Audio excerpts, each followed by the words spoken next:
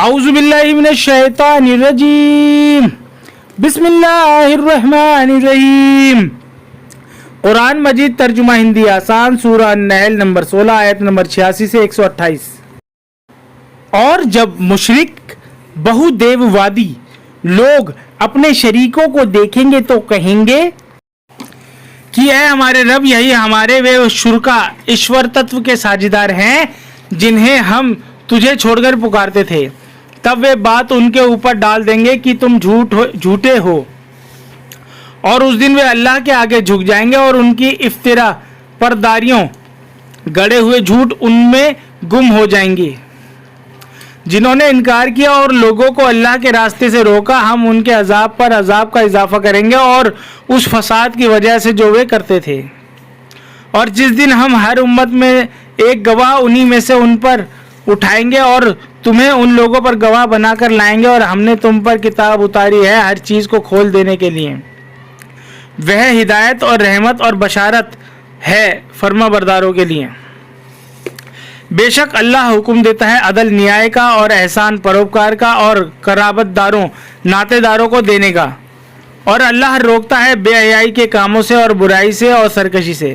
اللہ تمہیں نصیحت کرتا ہے تاکہ تم یاد دہانی انسمرن حاصل کرو، اور تم اللہ کے عہد وچن کو پورا کرو جبکہ تم آپس میں عہد کر لو اور قسموں کو پکا کرنے کے بعد نہ توڑو، اور تم اللہ کو ضامن بھی بنا چکے ہو۔ بے شک اللہ جانتا ہے جو کچھ تم نہیں کرتے۔ بے شک اللہ جانتا ہے جو کچھ تم کرتے ہو، اور تم اس عورت کی مانند نہ بنو جس نے اپنا محنت سے کاتا ہوا سود ٹکڑے ٹکڑے کر کے توڑ دیا۔ تم اپنی قسموں کو آپس میں فساد ڈالنے کا ذریعہ بناتے ہو، محض اس وجہ سے کہ ایک گروہ دوسرے گروہ سے بڑھ جائے۔ اللہ اس کے ذریعے سے تمہاری آزمائش کرتا ہے، اور وہ قیامت کے دن اس چیز کو اچھی طرح تم پر ظاہر کر دے گا جس میں تم اختلاف کر رہے ہو۔ اور اگر اللہ چاہتا تو تم سب کو ایک ہی امت بنا دیتا، لیکن وہ بے راہ کر دیتا ہے جسے چاہتا ہے اور ہدایت دے دیتا ہے جسے چاہتا ہے، اور ضرور تم سے تمہارے اعمال کی پوچھ ہوگی۔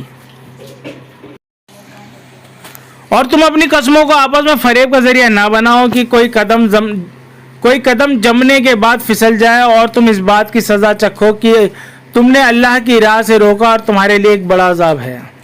اور اللہ کے عہد کو تھوڑے فائدے کے لیے نہ بیچو۔ جو کچھ اللہ کے پاس ہے وہ تمہارے لیے بہتر ہے اگر تم جانو۔ جو کچھ تمہارے پاس ہے وہ ختم ہو جائے گا، اور جو کچھ اللہ کے پاس ہے وہ باقی رہنے والا ہے۔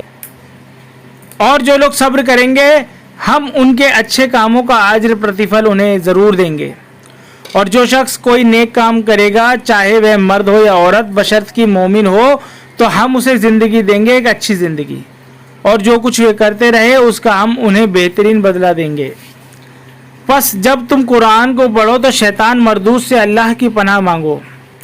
اس کا زور ان لوگوں پر نہیں چلتا جو ایمان والے ہیں اور اپنے رب پر بھروسہ رکھتے ہیں۔ اس کا زور صرف ان لوگوں پر چلتا ہے جو اس سے تعلق رکھتے ہیں اور جو اللہ کے ساتھ شرک کرتے ہیں۔ اور جب ہم ایک آیت کی جگہ دوسری آیت بدلتے ہیں اور اللہ خوب جانتا ہے جو کچھ وہ اتارتا ہے، تو وہ کہتے ہیں کہ تم گڑھ لائے ہو، بلکہ ان میں اکثر لوگ علم نہیں رکھتے۔ کہو کہ اسے روح القدس پوتر آتما نے تمہارے رب کی طرف سے حق کے ساتھ اتارا ہے تاکہ وہ ایمان والوں کو ثابت قدم رکھے اور وہ ہدایت اور خوشخبری ہو فرما برداروں کے لیے۔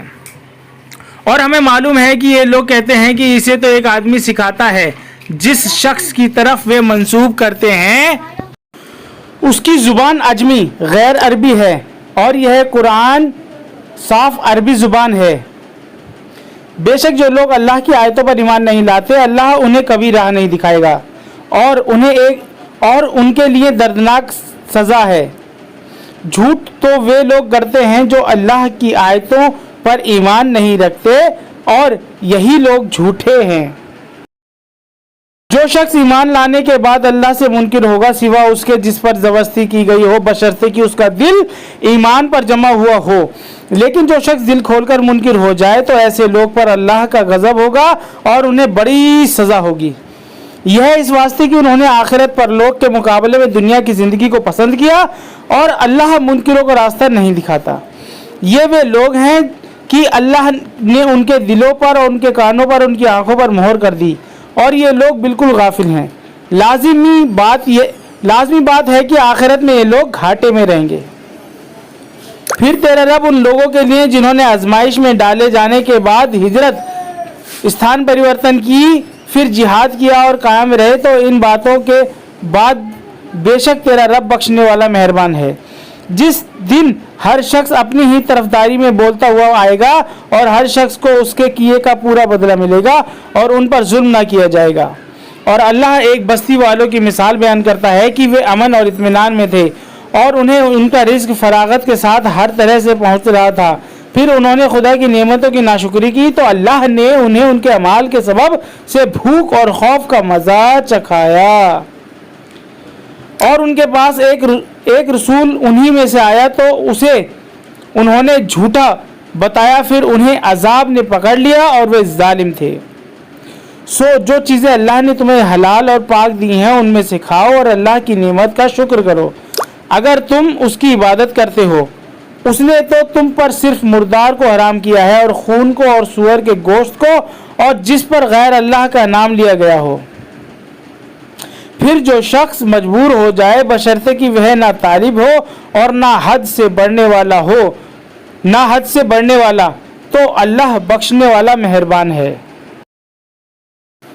اور اپنی زبانوں کے گڑے ہوئے جھوٹ کی بنا پر یہ نہ کہو کہ یہ حلال ہے اور یہ حرام ہے کہ تم اللہ پر جھوٹی تہمت لگاؤ۔ جو لوگ اللہ پر جھوٹی تہمت لگائیں گے وہ فلاح کلیان سفلتا نہیں پائیں گے، وہ تھوڑا سا فائدہ اٹھا لیں اور ان کے لیے دردناک عذاب ہے۔ اور یہودی پر ہم نے وہ چیزیں حرام کر دی ہیں جو ہم نے اس سے پہلے تمہیں بتا چکے ہیں کہ ہم نے ان پر کوئی ظلم نہیں کیا بلکہ وہ خود اپنے اوپر ظلم کرتے رہے۔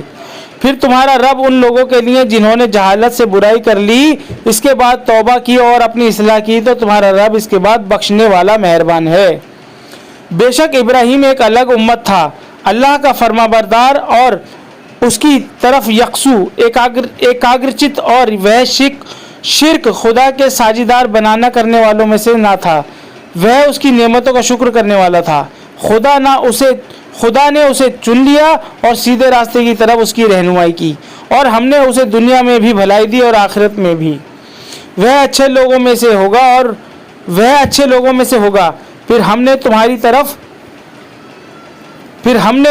تمہاری طرف وہی پرکاشنا کی کہ ابراہیم کے طریقے کی پیروی کرو جو یکسو تھا، وہ شرک کرنے والوں میں سے نہ تھا۔ شبد انہی لوگوں پر عائد کیا گیا تھا جنہوں نے اس میں اختلاف متبھید کیا تھا، اور بے شک تمہارا رب قیامت کے دن اس کے درمیان فیصلہ کر دے گا جس بات میں وہ اختلاف کر رہے تھے۔ اپنے رب کے راستے کی طرف حکمت، تتو درشیتا اور اچھی نصیحت کے ساتھ بلاؤ اور ان سے اچھے طریقے سے بحث کرو۔ بے شک تمہارا رب خوب جانتا ہے کہ کون اس کی راہ سے بھٹکا ہوا ہے، اور وہ انہیں بھی خوب جانتا ہے جو راہ پر چلنے والے ہیں۔